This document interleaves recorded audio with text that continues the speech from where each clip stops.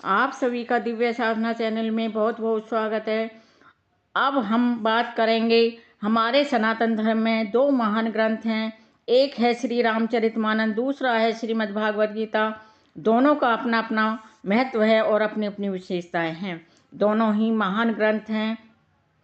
आज तक हमने श्रीमद् भागवत गीता की भूमिका की व्याख्या की थी। अब हम आगे श्रीमद् भागवत गीता के 18 अध्याय हैं, जिनकी श्लोकों की व्याख्या हम सरल और आसान शब्दों में करेंगे, जिसका श्रवण आप अवश्य करना, जिससे हम अपने जीवन में एक असाधारण आध्यात्मिक बदलाव ला सकें और इस संसारिक जीवन को व्यतीत करते हुए अपने कर्तव्यों का निर्वाह करते हुए जीवन की वास्तविकता का ज्ञान प्राप्त कर सकें, जिससे हमारा आध्यात्मिक उत्थान हो सके और हम श्रीमद् भागवत गीता की मदद से ईश्वर की कृपा प्राप्त कर सकें।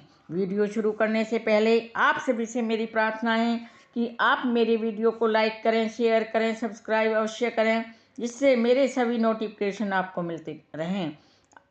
आज हम शुरू कर रहे हैं पहला अध्याय, जिसका नाम है कुरुक्षेत्र के स्थल में सैन्य निरीक्षण। इसके श्लोकों की व्याख्या। आज के श्लोक हैं कुरुक्षेत्र के स्थल में सैन्य निरीक्षण, जिसके श्लोक हैं 39, 40 और 41। कुरुष्यः प्रणश्यन्ति कुल धर्मः सनातनः, धर्म नष्टे कुलं कृत्यर्त्सनम् अधर्म अभिभवति उतः।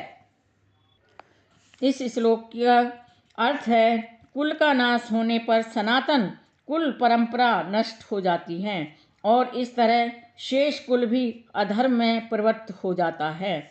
यहाँ पर कहने का तात्पर्य यह है कि वर्णाश्रम व्यवस्था में धार्मिक परंपराओं के अनेक नियम हैं, जिनकी सहायता से परिवार के सदस्य ठीक से उन्नति करके आध्यात्मिक मूल्यों की उपलब्धि प्राप्त कर सकते हैं। परिवार में जन्म से लेकर मृत्यु तक सारे संस्कारों के लिए वयोवृद्ध लोग उत्तरदायी होते हैं, अर्थात हमारे जो पूर्वज होते हैं, जो हमारे बड़े लोग होते हैं, वही उत्तरदायी होते हैं। किंतु इन वयोवृद्धों की मृत्यु के पश्चात संस्कार संबंधी पारिवारिक परंपराएं रुक जाती हैं और परिवार के जो तरुण सदस्य बचे रहते हैं, वे अधर्म में, व्यसनों में प्रवृत्त होने से मुक्ति लाभ से वंचित रह सकते हैं। अतः किसी भी कारणवश परिवार के वयोवृद्धों का वध नहीं होना चाहिए।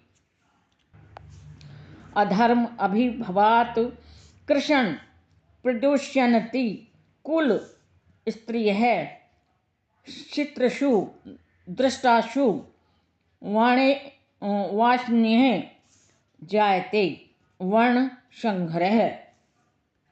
इसका अर्थ है, हे कृष्ण, जब कुल में अधर्म प्रमुख हो जाता है, अर्थात अधर्म की जो प्रमुखता है अधिक बढ़ जाती है, तो कुल की स्त्रियां भी दूषित हो जाती हैं और स्त्रीत्व के पतन से ही वृषणी वंशी अवांछित संतानें उत्पन्न होती हैं। यहाँ पर कहने का तात्पर्य यह है, जीवन में शांति, सुख, आध्यात्मिक उन्नति का मुख्य सिद्धांत मानव समाज में अच्छी संतान का होना होता है। वर्णाश्रम धर्म के नियम इस प्रकार बनाए गए थे कि राज्य तथा जाति की आध्यात्मिक उन्नति के लिए समाज में अच्छी संतान पैदा हो। ऐसी संतान समाज में स्त्री के सतीत्व और उनकी निष्ठा पर निर्भर करती है। जिस प्रकार बालक सरलता से कुमार्गामी बन जाते हैं और उसी प्रकार स्त्रियां भी पतनोन्मुखी होती हैं। अतः बालकों तथा स्त्रियों दोनों को ही समाज के वयोवृद्ध का संरक्षण आवश्यक होता है। स्त्रियां विभिन्न धार्मिक प्रथाओं में संलग्न रहने पर व्यभिचारिणी नहीं होंगी।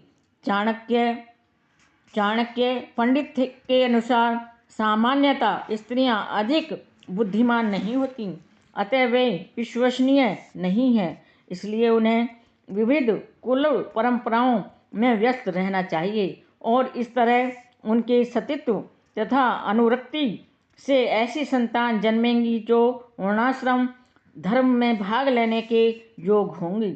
ऐसी वर्णाश्रम धर्म के विनाश से यह स्वाभाविक है कि स्त्रियां स्वतंत्रता पूर्वक पुरुषों से मिल सकेंगी और व्यभिचार को प्रश्रय मिलेगा, अर्थात व्यभिचार को आश्रय मिलेगा, जिससे अवांछित संतानें उत्पन्न होंगी। निठल्ले लोग भी समाज में व्यभिचार को प्रेरित करते हैं और इस तरह अवांछित बच्चों की बाढ़ आ जाती है, जिससे मानव जाति पर युद्ध और महामारी का संकट छा जाता है। क्षणंकरो नरकाः एवं कुल प्राणाम कुलस्य पतन्ति पितरः हि येषां लुप्त पिंडे उदक क्रियाः। इसका अर्थ यह है कि अवांछित संतानों की वृद्धि से निश्चय ही परिवार के लिए तथा पारिवारिक परंपराओं का विनाश करने वालों के लिए नारकीय जीवन उत्पन्न हो जाता है। ऐसे पतित कुलों के पुरखे अर्थात पूर्वज भी गिर जाते हैं, क्योंकि उन्हें जल तथा पिंड दान देने की क्रियाएं समाप्त हो जाती हैं। यहाँ पर कहने का मतलब यह है कि सकाम कर्म के विधि विधानों के अनुसार कुल के पितरों को समय समय पर जल तथा पिंडदान दिया जाना चाहिए। अर्थात यहाँ हम ये कह सकते हैं कि हमें अपने पूर्वजों को मरने के बाद उन्हें भी अवश्य याद रखना चाहिए। वह दान विष्णु पूजा द्वारा किया जाता है, क्योंकि विष्णु को अर्पित भोजन के उच्छिष्ट भाग अर्थात प्रसाद के खाने से सारे पाप कर्मों से उद्धार हो जाता है। कभी कभी पितृगण विविध प्रकार के पाप कर्मों से ग्रस्त हो सकते हैं और कभी कभी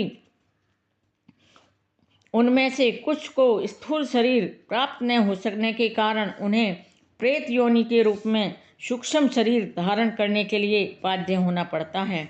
अतः जब वंशजों द्वारा पितरों को बचा प्रसाद अर्पित किया जाता है तो उनका प्रेत योनि या अन्य प्रकार के दुख में जीवन से उद्धार होता है। पितरों को इस तरह की सहायता पहुंचाना कुल परंपरा है और जो लोग भक्ति का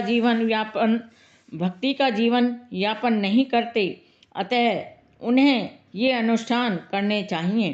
केवल भक्ति करने से मनुष्य सैकड़ों क्या हजारों पितरों को ऐसे संकटों से उबार सकता है। देव ऋषि भूत्राप्त निर्णा पितॄणाम ने किंकरो नायमणि च राजनः सर्वात्मना यह शरणयम गतो मुकुंदम परिहत्य कर्तमम्। जो पुरुष अन्य समस्त कर्तव्यों को त्याग कर मुक्ति के दाता मुकुंद के चरण कमलों की शरण प्राप्त कर लेता है, अर्थात भगवान श्री कृष्ण की शरण ग्रहण कर लेता है और इस पथ पर गंभीरता पूर्वक चलता है, वह देवताओं, मुनियों, सामान्य जीवों, स्वजनों, मनुष्यों, पितरों के प्रति अपने कर्तव्य या ऋण से भी मुक्त हो जाता है। श्री भगवान की सेवा करने से ऐसे दायित्व अपने आप पूरे हो जाते हैं। आज के श्लोकों की व्याख्या हम यहीं समाप्त करते हैं। आगे के श्लोकों की व्याख्या हम कल करेंगे। मेरे वीडियो में अंत तक बने रहने के लिए आप सभी का कोटि कोटि धन्यवाद और मेरी आपसे प्रार्थना है कि आप मेरे वीडियो को लाइक करें, शेयर करें, सब्सक्राइब करें और बेल आइकन भी प्रेस करें, जिससे मेरे सभी नोटिफिकेशन आपको मिलते रहें। धन्यवाद। आप कमेंट बॉक्स में जय श्री कृष्ण अवश्य लिखें।